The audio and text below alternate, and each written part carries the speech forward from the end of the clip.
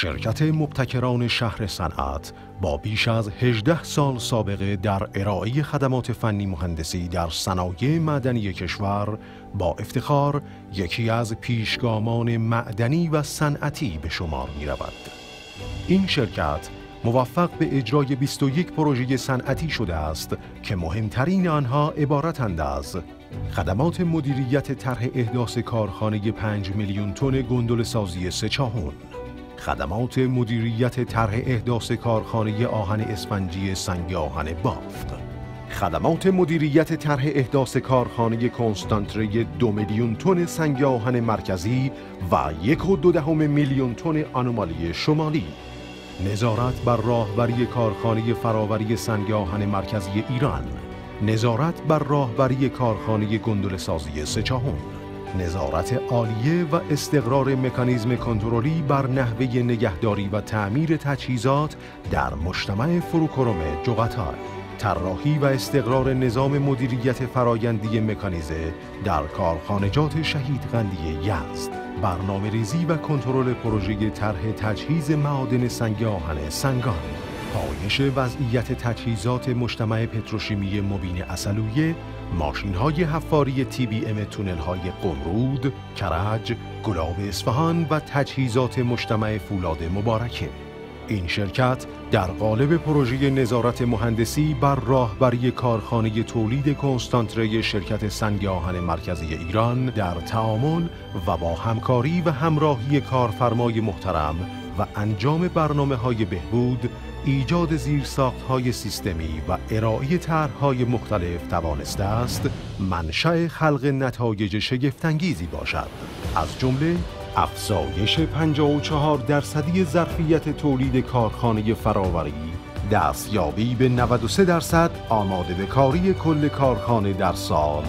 و افزایش نرخ تولید از زیر 400 تن بر ساعت به 700 تن بر ساعت. برخی طرح‌های پیشنهادی که علاوه بر کمک به افزایش ظرفیت کارخانه، بهبود کیفیت محصول و افزایش زمان آماده به کاری کارخانه، سود و یا صرفه اقتصادی قابل توجهی ایجاد نموده از این قرار است: استفاده بهینه از منابع سنگ جهت خوراکدهی با کاهش هزینه 2700 میلیارد تومان، تغییر مسیر باطله مگنت سپریتور به تیکنر با افزایش هزینه 121 میلیارد تومان، جایگزینی پمپ‌های اسلاری و تغییر زاویه هیدروسیکلون از 30 درجه به 90 درجه در یکی از خطوط تولید با کاهش هزینه 110 میلیارد تومان، دو تکه کردن اسلو بیلینگ استوکیارد با کاهش هزینه 7 میلیارد تومان، کاهش توقف پمپ‌های اسلاری تا 350 ساعت در سال و افزایش درآمد تا 280 میلیارد تومان، کاهش توقف گروه سرند تا 250 ساعت در سال و افزایش درآمد 200 میلیارد تومانی، کاهش هزینه 760 میلیارد تومانی با پیشنهاد و پیگیری اجرای اصلاحات ریکلایمرها، تهیه طرح، پیاده‌سازی و راهبری نظام گروه‌های کایزن در 100 پروژه که منجر به صرفه‌جویی 120 میلیارد تومانی می‌شود. همچنین جلوگیری از توقف یکی از خطوط اصلی تولید با طرح به مدار آوردن خط بدون بالمیل در زمان خرابی بیرینگ اصلی بالمیل.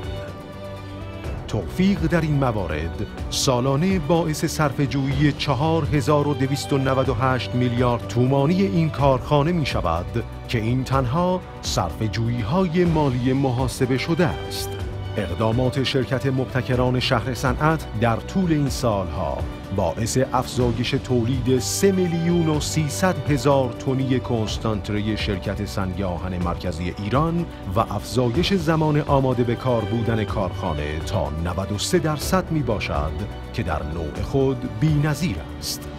همچنین مشاوره‌ها و اقدامات انجام شده بعد از 3 سال در کارخانه گندل سازی سه‌چاهون منجر به تثبیت شرایط تولید و ثبت رکوردهای متعدد در سال 1402 شد. تولید تا 70% ظرفیت تولید اسمی کارخانه در سال اول بهره برداری که در بین کارخانجات با تکنولوژی آلیس چالمرز بی سابقه است.